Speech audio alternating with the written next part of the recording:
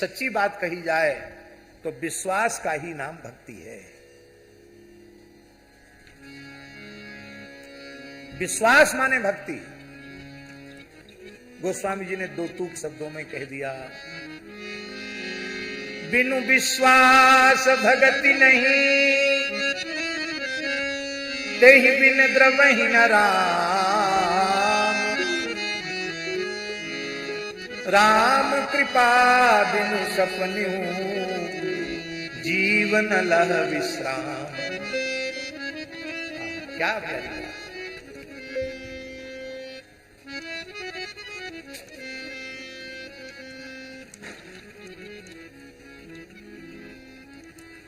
विश्वास जो सुदृढ़ होता है वो श्रद्धा के अनुपात में होता है।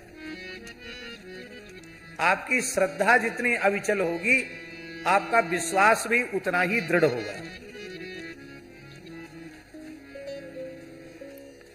श्रद्धा कमजोर होगी तो विश्वास भी कमजोर रहेगा। नंद बाबा के मन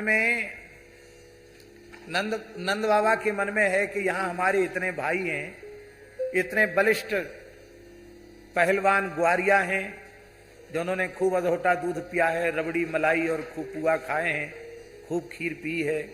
ऐसे ग्वारिया एक से एक मुष्टंड यहां हमारे भाई बंद हैं। इनके रहते हुए ये अजगर हमको थोड़ी निकल सकता।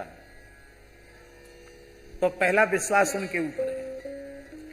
जब देखा कि इनके लाठी डंडों की मार से भी हम बच नहीं पाए, अजगर ने हमको नहीं छोड़ा, जलती हुई लकड़ियों से पीटने लगे तो भी अजगर ने नहीं छोड़ा, तब बाबा ने पुकारा कि कृष्ण कृष्ण महानयम सर्पो माम ग्रसते तातो प्रपन्नम परिमोचय।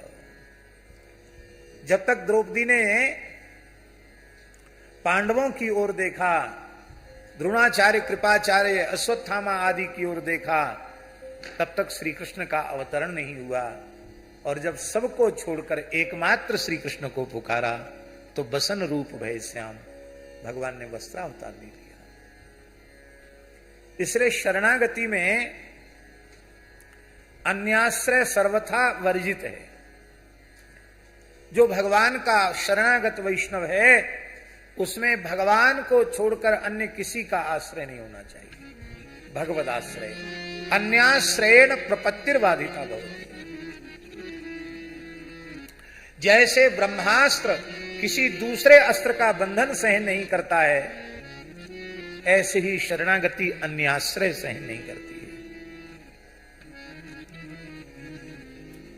अब हम लोग अपना आत्मनिरीक्षण करें, भगवान का आश्रय कितना है और शरीर संसार का रुपया कौड़ी का भाई बंधु का आश्रय कितना है? जैसा किसी दूसरे के बारे में सोचते हो ना, वैसे अपना आत्मनिरीक्षण करके देखो। तो भगवान का आश्रय कमजोर है, संसार का आश्रय सुदृढ़ है, और यही हमारी दुर्दशा का कारण है।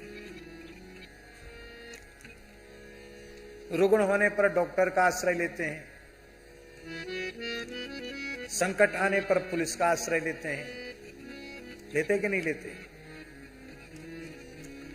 अब तो एक सिंबल हो गया बड़े महात्माओं का भी कि जिसके साथ 2, 4, 6, 10, 8 गनर न रहें, उसको उच्च कोटि का महात्मा नहीं माना जाता है। 10-5 गनर आगे पीछे होना चाहिए। हमारे साथ भी कुछ दिन ये प्रपंच लग गया था। हमारे कोई प्रयास नहीं था सरकारी तरफ से, पर उसको रिन्यू कराना पड़ता है। जैसे रिन्यू का अवसर हमको कराना ही नहीं रिन्यू। क्यों? हमारे साथ 10वीं साधु चलते हैं।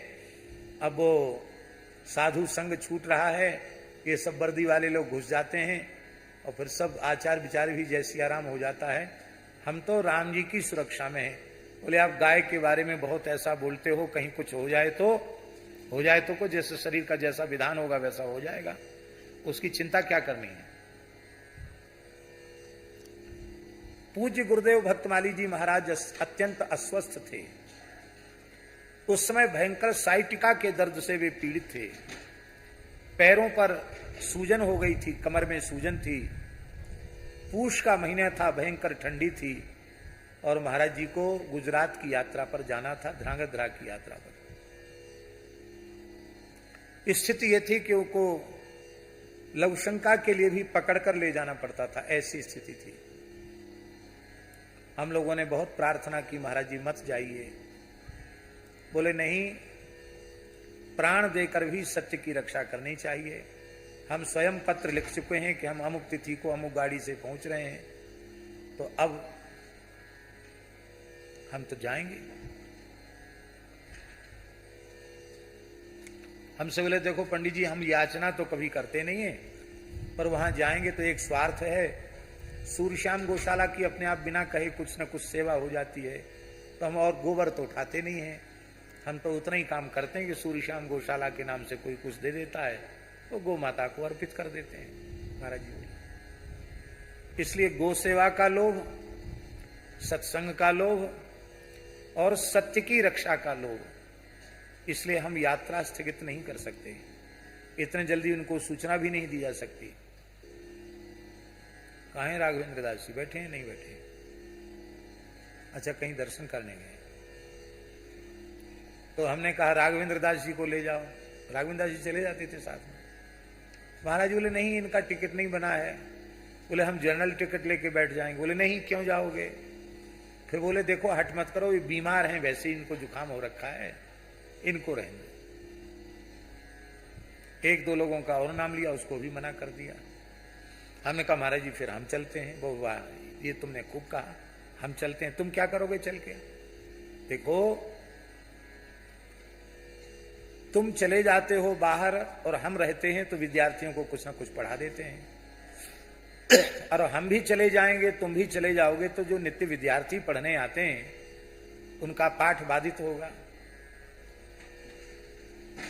तो विद्यार्थियों का नुकसान नहीं होना चाहिए, उनकी पढ़ाई बाधित नहीं होनी चाहिए, तो तुम पढ़ाओ। उनका महाराज जी आपकी स्थिति ऐसी है। बोले देखो ज्यादा पीछे मत पड़ो, ज्यादा तुम लोगों का आग्रह है तो हमको राधा रानी एक्सप्रेस में बिठाया हो, वो सीधी मथुरा जंक्शन पर उतार। एक दो डिब्बा चलते हैं राधा, अब तो बंद है। मथुरा वृंदावन के बीच में एक छोटा डिब्बा, 2 डिब्बों की गाड़ी चलती थी, उसका नाम था राधा रानी एक्सप्रेस। तो महाराज जी बोले राधा रानी एक्सप्रेस में बिठा दो। उस स्थिति में रात्रि को 9-10 बजे हम लोग महाराज जी को राधा रानी एक्सप्रेस में अकेले चढ़ा के आए, और महाराज जी तो अपना थैला सामान लेकर अकेले ही बैठ गए। और डिब्बा जाने के बाद हमको तो रोना आ गया। ऐसी स्थिति में महाराज जी ने किसी को साथ नहीं रखा, लौट के आ गए। हमको अनुमान नहीं कि वे कैसे पहुंचे होंगे उस अवस्था में। लंबी यात्रा थी, जम्बू तवी गाड़ी में।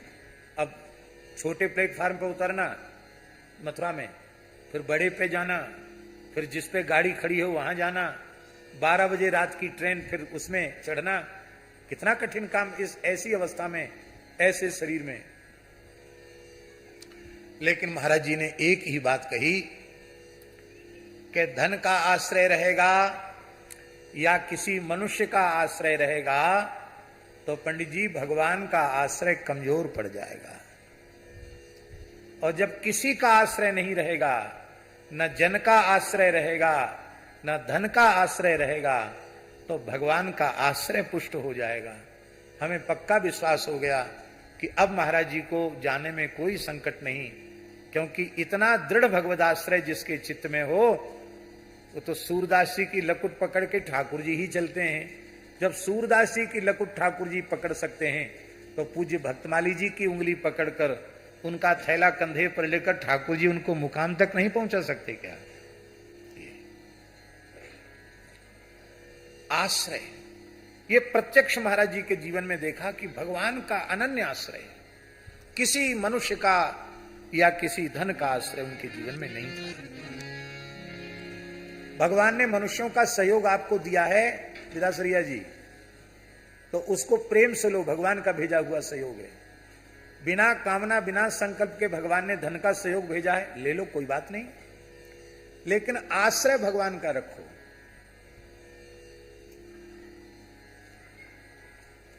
आपने कुछ सेवा अर्पित की, और यहां सेवा की आवश्यकता थी। और हमने कह दिया बिहारी लाल जी आप तो बड़े उदार हैं, बड़े संत सेवी हैं, बहुत अच्छे हैं, आप ये सेवा न करते तो पता नहीं यहां क्या हो जाता। तो ये बात सच्ची है कि झूठी? बोलो, सच्ची तो नहीं है। हमारे चलाए संसार तो चल नहीं रहेगा, चल नहीं रहा है, और हमारे चलाने से चलेगा भी नहीं। आज मर के देख लो कोई काम रुक जाए तो, किसी का कोई काम रुकने वाला है नहीं। तब हमें क्या कहना चाहिए कि हम बता रहे हैं वैष्णव की भाषा कैसी होनी चाहिए। तब आपको कहना चाहिए भगवान कितने करुणामय हैं। यहां भगवान की सेवा में, गौ की सेवा में, संत की सेवा में आवश्यकता थी। भगवान ने कृपा पूर्वक आपके भीतर प्रेरणा कर दी और भगवान ने इस सेवा के द्वारा यहाँ के लोगों को भी सेवा प्रदान करके धन्य कर दिया और आपको भी माध्यम बनाकर धन्य कर दिया। अब इस भाषा में यदि उसे धन्यवाद दिया जाए तो दातापने के अहंकार से मुक्त हो गया और गृहीता को भी भगवान की कृपा की अनुभूति हो गई और दाता भी अहंकार से बच गया, उसे भी कृपा की अनुभूति हो गई। वैष्णव की भाषा में मैंने किया, मेरे द्वारा हुआ, ये नहीं। कर्ता कारिता श्री राम जी हैं, करने वाले भगवान हैं, कराने वाले भगवान हैं। भगवान ने यदि सेवा की सामर्थ्य हमें न दी होती तो क्या हम सेवा कर सकते थे? ये सामर्थ्य किसकी दी हुई है? अच्छा एक बात बताओ, क्या सेवा सामर्थ्य से होती है? हमें तो उतना ज्ञान नहीं है, आपको ज्यादा ज्ञान है। एक से एक सामर्थ्यवान संसार में पड़े हैं। ये सबका सौभाग्य नहीं है कि उनके द्वारा सेवा हो जाए। और कितने गरीब ऐसे होते हैं जो सेवा करते हैं। अभी यहीं इसी पर्वतीय क्षेत्र के ब्राह्मणों ने, जो अपनी बहुत सामान्य तरीके से पूजा पत्री के माध्यम से ब्राह्मण वृत्ति से अपना निर्वाह करते हैं, ऐसे 10-12 ब्राह्मणों ने, कल की ही बात है, आपस में कलेक्शन करके, संग्रह करके लक्ष्मी नृसिंह पंचायतन धाम के लिए 1.25 लाख रुपए दिया। और एकदम अश्रुपूरित नेत्रों से उन्होंने, हम पैसे की बात कभी करते नहीं है, लेकिन भाव की बात, तो उनमें सामर्थ्य तो नहीं है, पर कहते महाराज जी थोड़ा थोड़ा बचा बचा कर हम लोगों ने मिलजुल के ये इकट्ठा किया है। तो हम समझते हैं ऐसे भाव वालों का 1.25 लाख 1.25 करोड़ से बड़ा है। अब कितने सामर्थ्यवान संसार में पड़े हैं, उनसे सेवा नहीं होती है। इसका मतलब है कि केवल सामर्थ्य से सेवा नहीं होती है, भाव से सेवा होती है। सामर्थ्य के साथ सेवा का भाव भी अपेक्षित है, और भाव तो ठाकुर जी देते हैं। भाव कौन देता है? तो सेवा की सामर्थ्य भी भगवान ने दी और सामर्थ्य के साथ सेवा का भाव भी भगवान ने दिया। तो ये भगवान की कृपा है।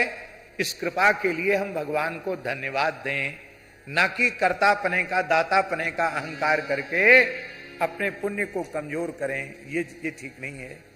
तो हर समय भगवान की कृपा का अनुसंधान करना, व्यक्ति को बीच में न लाना, भगवान को ही प्रधान रूप में रखना। हम लोग जो कुछ कर रहे हैं वो सब भगवान के अनुग्रह से हो रहा है। हम जो बोल रहे हैं ये भगवान की कृपा से बोल रहे हैं। आप लोग जो सुन रहे हैं वो भगवान की कृपा से सुन रहे हैं। यदि ये कृपा न होवे तो ना हम एक वाक्य बोल सकते हैं, ना आप एक वाक्य सुन सकते हैं।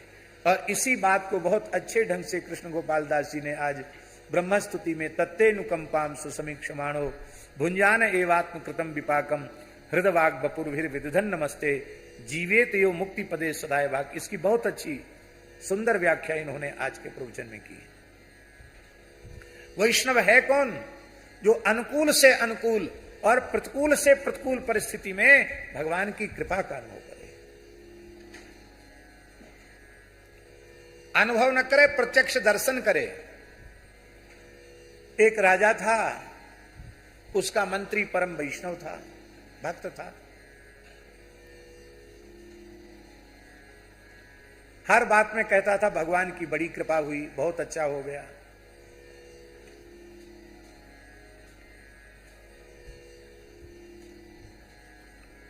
एक दिन की बात है,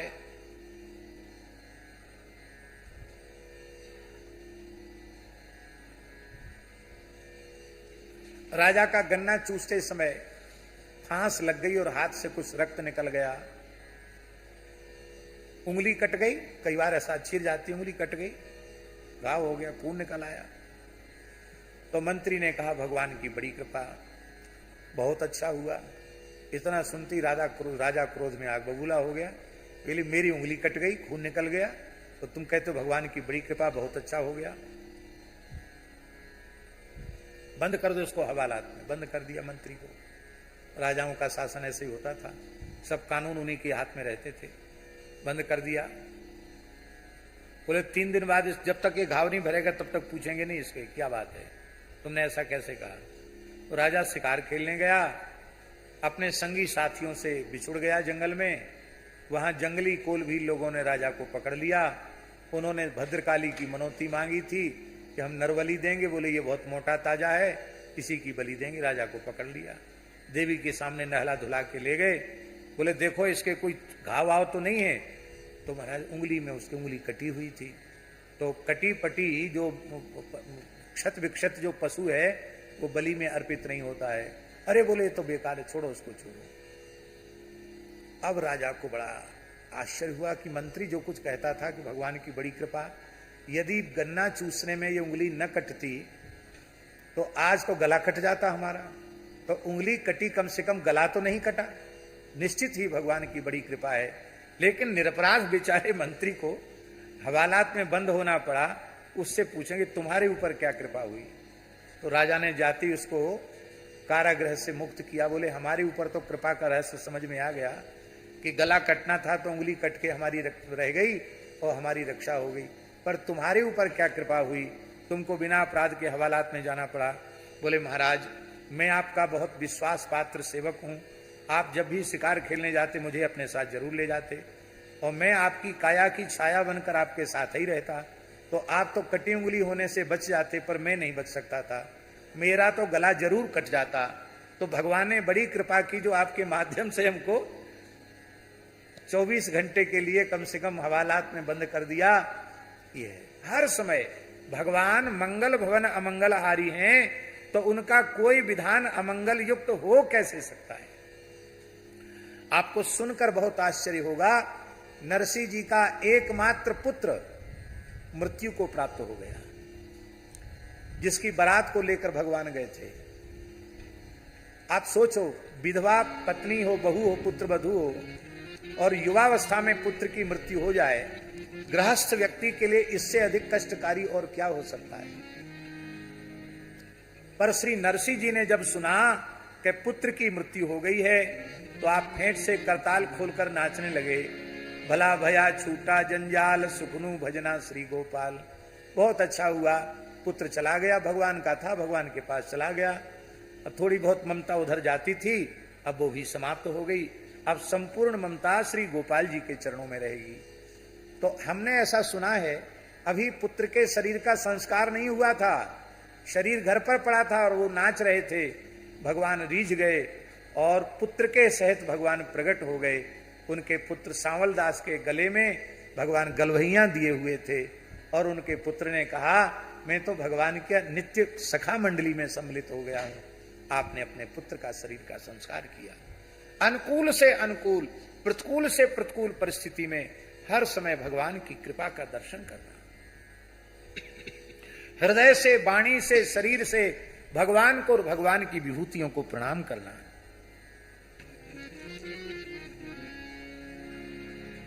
सुख दुख जो कुछ भी जीवन में आ जाए, शारीरिक आदि व्याधि आ जाए, उसमें भी भगवान को उलाहना नहीं देना।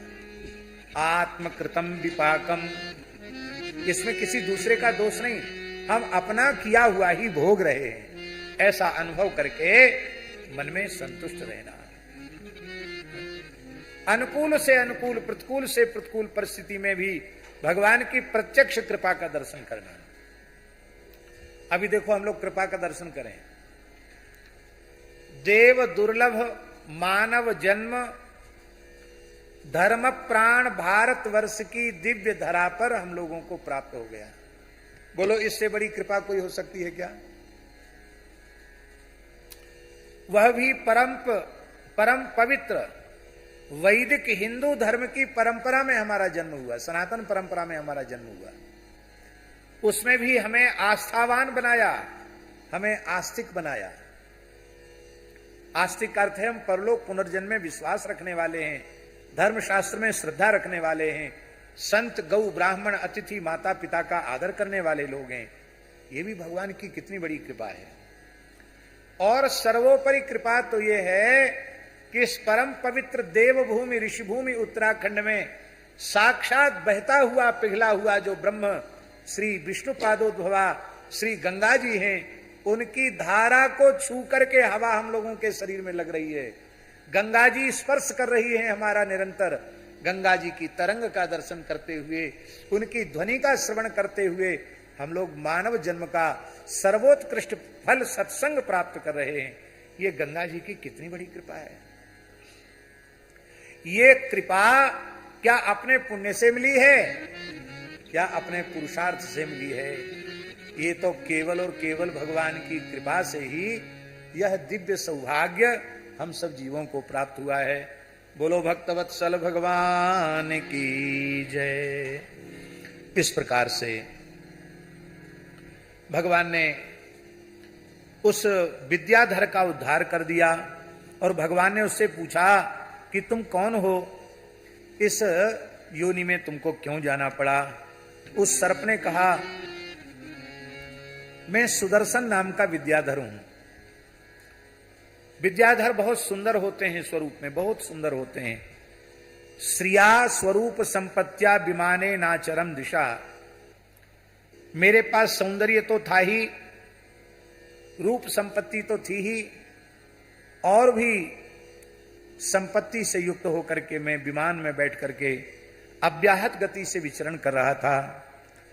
एक समय की बात है, विंध्याचल क्षेत्र में अंगिरा गोत्र के ब्राह्मणों को मैंने तप करते हुए देखा। अंगिरा गोत्री ब्राह्मणों को तप करते हुए मैंने देखा। तप करने से उनके शरीर अत्यंत दुर्बल हो गए थे, मस्तक पर बड़ी बड़ी जटाएं थीं, काले कमजोर कृशकाय हो रहे थे। उनको देख करके हमने उनकी हंसी उड़ाई। उस समय उन्होंने कहा, अरे मूर्ख, तू इस नाशवान रूप संपत्ति को प्राप्त करके ऋषियों की ब्राह्मणों की हंसी उड़ाता है, उनकी उपेक्षा करता है। ये तेरा रूप नष्ट हो जाए, तू भयंकर अजगर के रूप को प्राप्त हो जा, सर्प के रूप को प्राप्त हो जा। तब उसने चरण पकड़ लिए। अंगिरा गोत्र के ऋषियों ने कहा कि कोई बात नहीं, तुमने चरण पकड़े हैं तो जब कृष्णावतार होगा और भगवान के पिता नंदराय जी के चरण जब तुम पकड़ोगे, उस समय जब भगवान श्री कृष्ण अपने चरणों का स्पर्श तुमको प्रदान करेंगे तो तुम मुक्त हो जाओगे। ब्रह्म दंडाद विमुक्तो हम सद्यस्तेच्युत दर्शनात् यन्नाम ग्रहणन अखिलान श्रोत्रीनाम आत्मनये मानमेव च सद्यः पुनाति किम भूयस्तस्य स्पृष्टा पदाहिते। ये विद्याधर कह रहा है कि भगवान, मैं ब्रह्मदंड के पाप से विमुक्त हो गया आपके दर्शन से। क्यों न हो, आपके नाम का कोई उच्चारण कर ले अथवा नाम का श्रवण कर ले तो वह भी पवित्र हो जाता है। फिर जिसके शरीर पर आप अपने चरण कमल को पधरा देवें, जिसके मस्तक पर, उसके सौभाग्य का तो फिर कहना ही क्या है। प्रणाम करके वह चला गया। आज की रात्रि में इस अंबिका वन में भी महारास हुआ। अंबिका वन में भी रास की चर्चा है और इस रास में बलदेव जी भी सम्मिलित हैं। बलदेव जी के यूथ की गोपियां अलग हैं और दाऊ जी का और कृष्ण भगवान के यूथ की गोपियां अलग हैं और इसमें सम्मिलित रास है, इसलिए समूह नृत्य को भी रास कहा जाता है। ये सामूहिक नृत्य था जिसमें भगवान श्री कृष्ण के सखा भी थे, उधर दाऊ जी के सखा थे, श्री कृष्ण की सखियां थीं, दाऊ जी की सखियां थीं और एक दिव्य समूह रास वहां हुआ। और उसी समय एक शंखचूड़ नाम का कुबेर का सेवक यक्ष आया और उस यक्ष ने वो उपद्रव शुरू कर दिया। वहां तयोर निरीक्षतो राजस्तन्नाथम प्रमदाजनम क्रोशंतं कालयामास दिश्युदीच्यामसंकिता। उत्तर दिशा की ओर गोपियों का अपहरण करके ले जाने लगा। वो चिल्लाने लगी। तब भगवान श्री कृष्ण बलराम शाल हस्तौ, एक साल वृक्ष को भगवान कृष्ण ने बलराम जी ने उखाड़ लिया, उससे युद्ध किया और उस अधम गुह्यक को देखते देखते भगवान ने उसको पकड़ लिया और एक घूंसा उसके मस्तक पर जमाया। जहार मुष्टि नैवांग सह चूड़ामणिम बुभु, एक घूंसे में उसका संहार कर दिया। उसके मस्तक पर एक चूड़ामणि थी, उस मणि को उसके मस्तक से निकाल करके और उसे अग्रजा या ददात प्रीत्या पश्यंती नाम च योषिताम। गोपियों के देखते देखते भगवान ने वह मणि अपने बड़े भाई श्री दाऊ जी के चरणों में समर्पित कर दी। ध्यान आए क्यों समर्पित की भगवान ने? इसलिए की कि दाऊ दादा अभी इसे सावधान हो जाओ, ये तो ब्रजलीला है। द्वारका लीला में समंतक मणि के प्रकरण में आपको हमारे प्रति संदेह हो जाएगा, तो अब संदेह मत करना। हमको जो कोई उत्तम वस्तु मिलेगी हम तो उसे आपको ही समर्पित करेंगे। इस भाव से दाऊ जी के चरणों में अर्पित किया। बोलो भक्तवत्सल भगवान की जय। श्रीमद् भागवत में अनेक गोपियों के प्रेम गीत हैं, प्रणय गीत, वेणु गीत, युगल गीत, गोपी गीत, अनेक गीत हैं गोपियों के। उनमें युगल गीत बहुत सुंदर गीत है, बहुत ही सुंदर गीत है युगल गीत। एक बार एक सप्ताह का प्रवचन केवल युगल गीत पर हुआ ग्वालियर में। ग्वालियर में एक बार एक सप्ताह तक केवल युगल गीत पर ही प्रवचन हुआ। बहुत सुख मिला उसमें। 2-4 श्लोक हम लोग युगल गीत के कर लेते हैं। श्री शुक उवाच गोप्यः कृष्णे वनं याते तमनुद्रुत चेतसा कृष्णलीलाः प्रगायन्त्यो निन्युर्दुःखेन वासरा।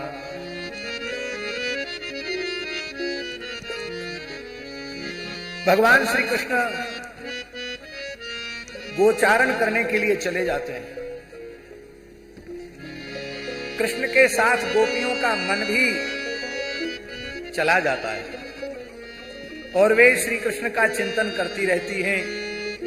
वाणी से उनकी मधुराति मधुर लीलाओं का गायन करती रहती हैं और निन्युर दुखे नवासरान, अपने दिन का समय अत्यंत कष्ट पूर्वक व्यतीत करती है। त्रुटिर युगायते त्वाम अपश्यताम, एक एक क्षण का जो समय है वो युग के समान गोपियों का व्यतीत होता है। और इस समय चिंतन करते करते वो इतनी तदाकार हो जाती हैं कि वे बैठी हैं अपने घरों में और श्री गिरिराज जी की तरहेटी में ठाकुर जी गोचारण कर रहे हैं, पर चिंतन की तादात्म्य भाव के कारण वस्तुतः वे श्री कृष्ण के निकट पहुंच जाती हैं। उनके प्राकृत देह घर पर रह जाते हैं, वो अपने भावमय देह से श्री कृष्ण के निकट पहुंचकर उनकी लीला में सम्मिलित हो जाती हैं और वहां उन भावमय देहों से जो भगवान की रूप का, भगवान की छटा का, भगवान की लीला का अनुभव करती हैं, उसी का वे अपनी इस देह से, इस बैखरी वाणी से उसका वे गायन करने लग जाती हैं।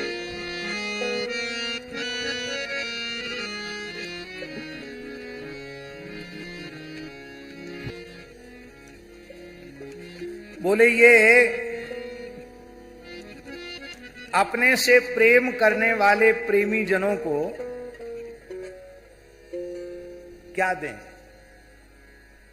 ये निश्चय नहीं कर पाते, क्योंकि मोक्ष तो द्वेष करने वालों को भी दे देते हैं, शत्रुता का भाव रखने वालों को भी मोक्ष दे देते हैं।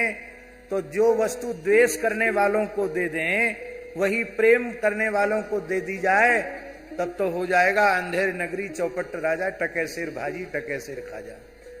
फिर प्रेम करने के अलग से महिमा क्या रही?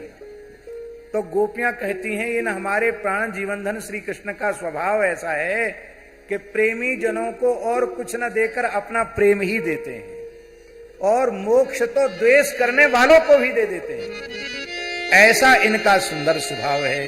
गोपी स्वरूप से भगवदालिंगन करते हैं श्याम सुंदर का, और जो आलिंगन करते हैं उस आलिंगन से जो उनको आनंद होता है, वह आनंद इनकी अर्ध निर्मीलित नेत्रों के द्वारा व्यक्त होता है। लगता है श्याम सुंदर ने इनको भी अपना आलिंगन देकर के कृतार्थ कर दिया है। बाम बाहु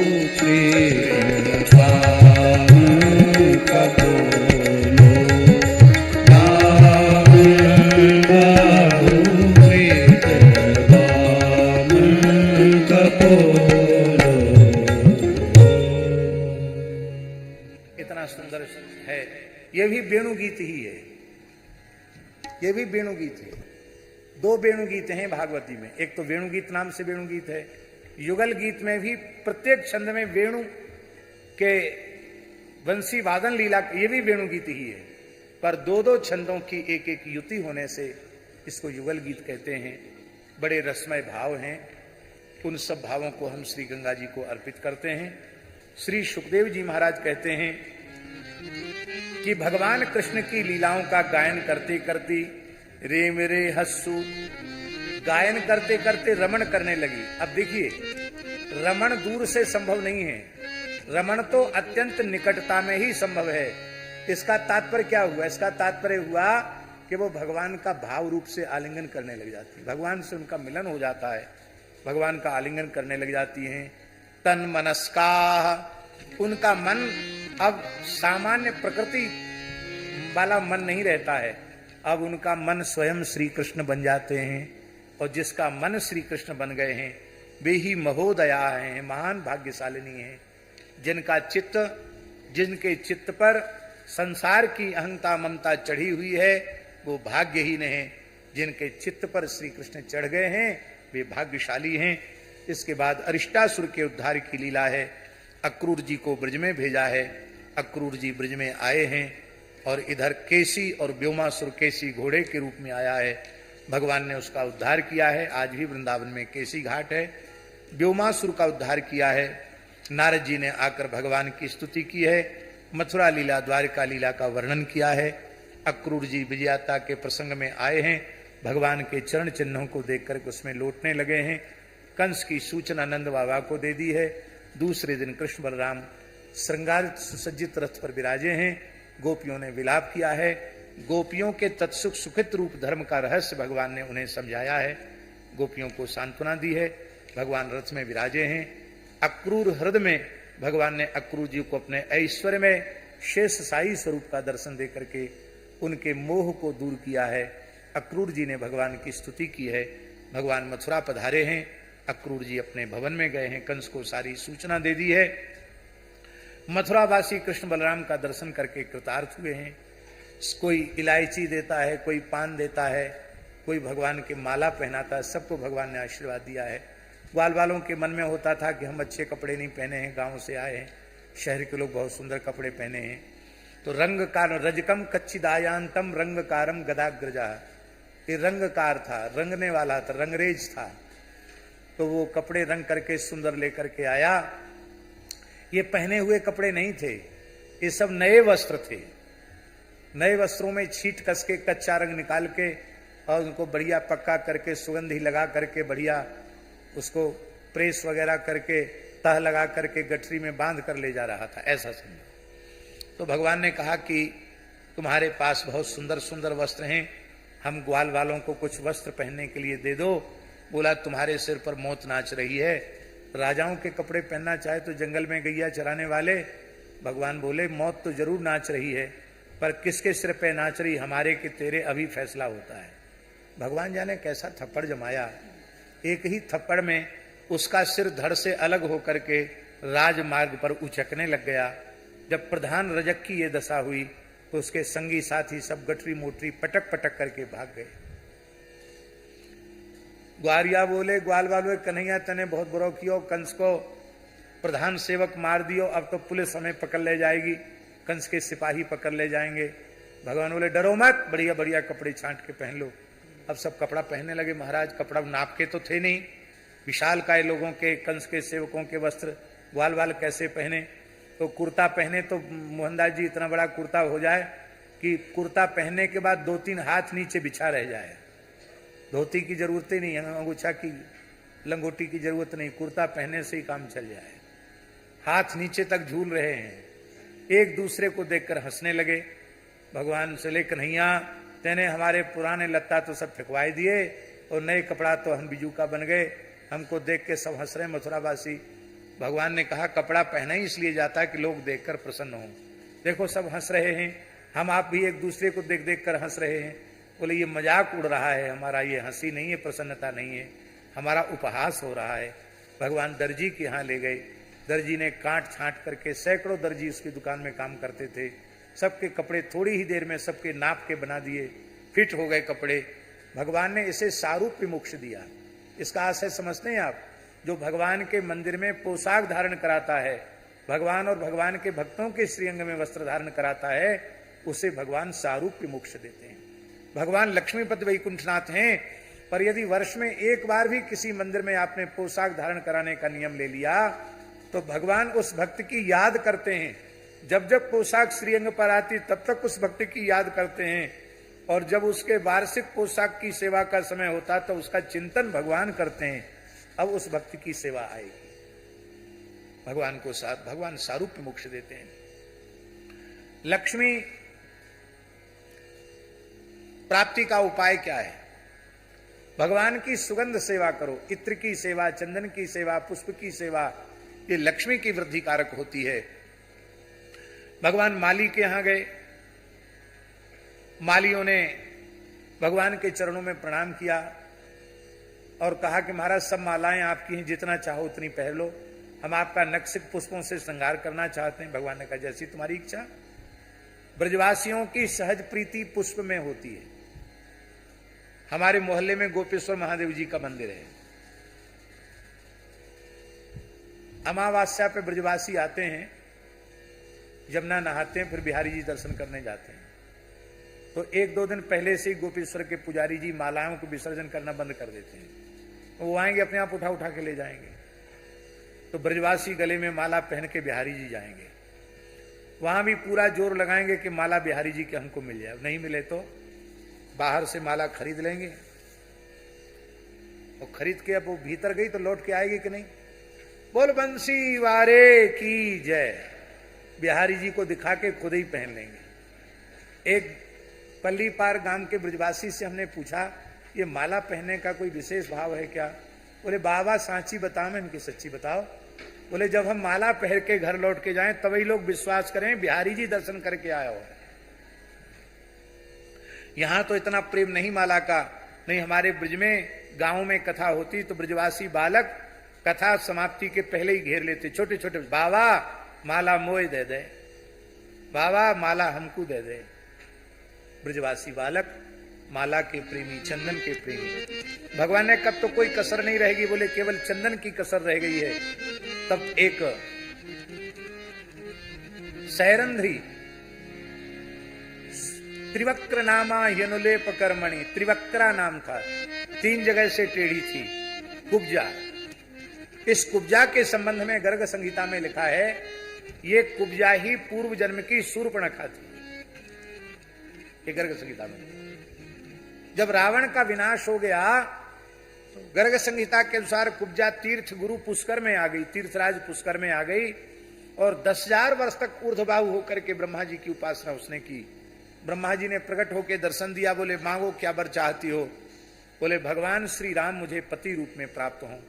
भगवान ब्रह्मा जी ने कहा कि राम जी का तो तेरे साथ विवाह संभव नहीं है, पर वही भगवान श्री राम कृष्ण रूप में अवतरित होंगे, तो तू कंस की कुब्जा नाम की दासी के रूप में तू मथुरा में निवास कर, वहीं भगवान श्री कृष्ण का चंदन श्रृंगार करके भगवान तुझे अपनी कांता का सुख प्रदान करेंगे। यह वर ब्रह्मा जी ने दिया, ऐसा गर्ग संहिता में लिखा है। भगवान के श्रीअंग को सुंदर चंदन से लेप किया। भगवान बड़े प्रसन्न हुए। ग्वाल वालों से कहा कि जितना चाहो उतना चंदन लगा लो। ग्वाल वाले बड़े प्रसन्न भये। ब्रजवासी चंदन के प्रेमी तो होते, खूब ब्रजवासी थोपा चंदन लगाया, सब बहुत प्रसन्न भये। भगवान ने कहा मेरा और मेरे भक्तों का चंदन श्रृंगार किया है, इसको नगद फल देना चाहिए। तो भगवान ने महाराज नगद फल दिया। क्या नगद फल दिया? इसके दोनों पंजों को अपने चरणों से दबा लिया, एक हाथ इसकी ठोड़ी पर रखा और एक हाथ इसकी कमर पे रखा और नेक उचका दिया, थोड़ा झटका दिया जोर का। ऐसा झटका दिया कि 3 जगह से टेढ़ी कुब्जा एकदम सीधी हो गई, परम सुंदर हो गई। ये हाथ पांव बिठाने वाले, नस बिठाने वाले, इन सब के भी आदि गुरु श्री कृष्ण ही हैं। सारी कलाएं श्री कृष्ण से ही प्रकट भई हैं। तो भगवान ने बिल्कुल ठीक कर दिया उसको। अब तो उसने पीतांबर पकड़ लिया, बोले प्रियतम अब तो तुमको हमारे महल में चलना पड़ेगा। ग्वारिया बोले चल चल, देख कन्हैया तेरे नक्षत्र बड़ो जोरदार है, यहाँ एक भक्तानी चेत गई मथुरा में, चलो याई के घर खूब हलवा, बादाम को हलवा और खूब अधोटा दूध पीवेंगे, चलो याई के यहाँ। भगवान बोले ऐसे नहीं, शहर में किसी का एक बार बुलाने से नहीं जाते हैं, बाद में आएंगे तेरे यहाँ। दाऊजी खड़े हैं, मुस्कुरा रहे हैं। दाऊजी को देखकर भगवान थोड़े लजा भी गए। भगवान ने कहा देवी तुम्हारे मनोरथ की भी पूर्ति हम करेंगे। कुब्जा लौटकर अपने महल में चली गई और भगवान श्री कृष्ण रंगभूमि में जाकर रंगेश्वर महादेव को प्रणाम किया और परशुराम जी के द्वारा दिए हुए दिव्य धनुष को तोड़ करके एक अक्षौहिणी सेना को समाप्त करके भगवान वहां से चल करके श्री नंद बाबा के पास आ गए। बाबा बोले कहो ग्वाल वालो मथुरा देखे आए? हाँ बाबा देखे आए। काऊ तो लड़ाई झगड़ो तो ना भयो? अरे बाबा का हम झगड़वे गए, हम तो दर्शन करवे गए, सूदे सूदे गए, सूदे सूदे चले आए। बाबा बोले अबई थोड़ी देर पहले बड़ी जोर को शब्द भयो, प्रचंड आवाज भई, जैसे विस्फोट है गयो हुए। काय की आवाज ही? इतना सुनते ही बालकृष्ण आकर बाबा की गोद में बोले बाबा बा शब्द सो तो मेरी छाती अब तक धड़ धड़ धड़ धड़ कर रही है। बाबा ने बालकृष्ण की छाती पर हाथ रखा। अरे राम राम, लाला की दुखदुखी बहुत तेज चल रही है, हे नारायण मेरे बालकृष्ण की रक्षा करियो। विलाप करने लगे बाबा, इतना प्रेम है बाबा का। ग्वाल वाल हंसवे लग गए। बाबा ले तुम सबरे हंसकाई को रहे हो? ग्वाल वाल बोले बाबा याई ने कंस को धनुष तोड़ दियो, धनुष टूटवे की आवाज ही, अब ये सीधो बन रहे हो आपकी गोद में आए के। बाबा का वात्सल्य इतना उच्च कोटि का है। बाबा फिर भी कह रहे हैं हे भगवान कहूं दुष्ट कंस के कसाई मेरे लाला को पकड़ न ले जाएं, हमारे लाला की रक्षा करियो हे नारायण। आज बाबा की गोद में ही बाबा के साथ बालकृष्ण और बलराम जी ने शयन किया है। रोज तो मैया के पास सोते हैं, आज पहली रात है बाबा के पास कृष्ण बलराम ने शयन किया है। प्रातःकाल भगवान ने कंस के अखाड़े के लिए प्रस्थान किया है। खेल खेल में पीलवान सहित और उस हाथी का, कुवल्या पीड़ नाम के हाथी का वध कर दिया है। उसके दांत उखाड़ कर कंधे पर रख लिए हैं। भगवान ने रंगभूमि में प्रवेश किया। जाकी रही भावना जैसी, प्रभु मूर्त देखी तिन तैसी। ये भाव गोस्वामी जी का और भागवत जी का एक जैसा है, पर थोड़ा सा अंतर है। रामचरित में लिखा है विदूषण प्रभु विराट में दिखा, है ना, और भागवत जी में है विराट अविदुषाम। यहां विदूषण प्रभु विराट में देखा और भागवत जी में विराट अविदुषाम, अविदुषाम विराट। आप लोग कहेंगे तुलसीदास जी से चूक हो गई। अरे राम राम, ऐसा सोचना अपराध है। तुलसीदास जी के जैसा विद्वान हमको तो ऐसा लगता, वैसे तो वाल्मीकि के अवतार हैं तो क्या कहना, पर हमको ऐसा लगता है कि भगवान पाणिनि के बाद यदि कोई बहुत बड़ा पंडित इस धरती पर पैदा हुआ इस युग में, तो महान पंडित, महान विद्वान गोस्वामी श्री तुलसीदास जी महाराज। अगाध पांडित्य है उनका। कोई ऐसा धर्मशास्त्र नहीं है, इतिहास, पुराण, ब्रह्मसूत्र, उपनिषद, कोई ऐसा विषय नहीं है जो उनके भीतर उद्भासित न हो रहा हो। तुलसी साहित्य संपूर्ण वैदिक सनातन धर्म के समस्त शास्त्रों का सार है। सिद्धवाणी है गोस्वामी तुलसीदास जी की। तो विदूषण प्रभु विराट में दिखा, गोस्वामी जी लिख रहे हैं। वहां विराट शब्द का अर्थ है व्यापक ब्रह्म को पूरे विराट ब्रह्मांड में विद्वानों ने, तत्वज्ञ पुरुषों ने देखा। और भागवत में है विराट अविदुषाम। यहां विराट शब्द का विराट परमात्मा नहीं, विराट शब्द का अर्थ है यहां प्रकृति। माने अज्ञानी जीवों ने स्थूल प्रकृति के रूप में, जड़ प्रकृति के रूप में श्री कृष्ण को देखा। वो यही समझ रहे थे कि जैसे हम लोगों के शरीर हैं, हाथ पैर हैं, ऐसे ये थोड़े सुंदर ज्यादा हैं और तो क्या है। इस तरह से उन्होंने परमात्मा के रूप में न देख करके प्रकृति के रूप में श्री कृष्ण का, उनके मंगलमय सच्चिदानंद स्वरूप को भी प्राकृत देह के रूप में अनुभव किया। ये सुखदेव जी महाराज कहना चाहते हैं। शब्दाह कामधेनवाह, शब्दों के अनेक अर्थ होते हैं। और ब्रजवासियों के, गोपियों के सौभाग्य की मथुरावासी सराहना करते हैं। खेल खेल में कृष्ण बलराम में ने सल तोशल मुष्टिक चाणूर का वध कर दिया। बड़े जोर जोर से कंस के बाजे बज रहे थे, आकाश में देवता भी बाजे बजा रहे थे, पुष्पों की वर्षा कर रहे थे। कंस को बड़ा दुख हुआ, हमारे शत्रु की विजय पर बाजे भी हमारे ही बज रहे हैं। उसने बड़ी जोर से चिल्लाकर कहा, बंद करो बाजे। अब ज्यादा आवाज हो रही थी, कंस का मुंह चलता हुआ दिखाई पड़ा, क्या बोल रहा है सुनाई नहीं पड़ा। बाजे वालों को यही समझ में आया कि महाराज कह रहे हैं कि अब तो खेल पूरा होने वाला, उत्सव पूरा होने, खूब जोर से बजाओ। और जोर से नगाड़ा बजाने लगे। कंस बेचारा पगला गया कि हाय हाय, मेरे जीते जी मेरी बात कोई नहीं सुन रहा है, कोई नहीं मानता मेरी बात। भगवान कृष्ण बलराम ने कहा, भाई देखो पहली पक्की बात थी, जो जीत जाएगा उसे महाराज से इनाम मिलेगा।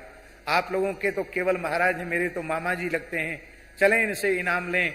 छलांग लगाकर भगवान कृष्ण बलदेव ऊंचे कंस के टीले पर चढ़ गए। कंस ने म्यान से तलवार खींची, पैचरा बांधने लग गया। भगवान ने इसकी चोटी पकड़ी, चोटी पकड़ते इसके हाथ पैर ढीले हो गए और भगवान ने ऊंचे मंच से कंस को धड़ाम से नीचे पटका। कंस के प्राण पखेरु उड़ गए। भयात कंसा, भय से कंस की मुक्ति हुई। बोलो कंस निकंदन भगवान की जय। कंस के कंक निग्रोध आदि भाइयों का वध स्वयं भगवान बलदेव जी ने कर दिया। कंस का और्ध्वदैहिक संस्कार कराया, उग्रसेन को कारागार से मुक्त किया, वसुदेव देवकी को कारागार से मुक्त करके उनके चरणों में प्रणाम किया। मातृ पितृ भक्ति के बड़े सुंदर भावों को भगवान ने वर्णन किया। अद्भुत है, श्रवण करने योग्य भाव हैं। और इसके बाद भगवान का यज्ञोपवीत संस्कार हुआ। यज्ञोपवीत संस्कार के बाद भगवान सांदीपनि महर्षि के उज्जैनी में पढ़ने के लिए गए। 1 वर्ष में संपूर्ण शास्त्रों को पढ़ करके, दक्षिणा में मृत गुरुपुत्र को वापस करके, पंचजन नाम के दैत्य का वध करके 5 जन शंख प्राप्त करके भगवान मथुरा आए। मथुरा वासियों ने भगवान का दर्शन किया और मथुरावासी कृतार्थ हुए। भगवान अपने मुकाम पर पहुंच गए हैं। राजभोग करके भगवान विश्राम में जाएंगे। आप लोग भी एकादशी का फलाहार कीजिए। और फिर आज दिन में तो सोना नहीं है किसी को, क्योंकि एकादशी को, व्रत को दिन में शयन वर्जित है। वैसे तो दिन में कभी नहीं सोना चाहिए, लेकिन व्रत के दिन तो बिल्कुल भी दिन में सोना वर्जित है, नहीं सोना चाहिए। जो सामर्थ्यवान हो वो जरूर गंगा जी का स्नान आज करें, एकादशी है। और नहीं तो खाली जल छीट लें, आचमन कर लें, उतने से ही गंगा जी की हवा लग गई, उसी से पवित्र हो जाएंगे। आज गंगा जी की आरती में हमको जाना है। यहाँ से 5 बजे जाना है। उत्तर काशी में जो गंगा आरती होती है, वहाँ के ब्राह्मणों की मंडली ने गंगा आरती मंडल बनाया है। वो जब भी आते हैं तो एक बार उनका आग्रह रहता है, वहाँ भी जाएंगे। तो 5 बजे यहाँ से निकलना पड़े, कम से कम 1 घंटा लग जाएगा। 6 बजे के करीब गंगा जी की आरती होती है। इसलिए आज एक ही बैठक में कथा पूर्ण की गई। कल आगे के प्रसंग को आप श्रवण करेंगे। आज 5वां दिन है, कल 6ठा दिन। आज 5वां दिन था ना जी जी, कल 6ठा दिन है। और कल हंसाख्यान पर्यंत होना चाहिए, जहां तक हो जाएगा वहां तक करना। इस बार बहुत अच्छा है कि आप लोगों को अधिक समय कथा सुनने का अवसर मिल रहा है। मूल ग्रंथ का आश्रय लेकर के कृष्ण गोपाल दास जी बहुत अच्छी कथा कह रहे हैं।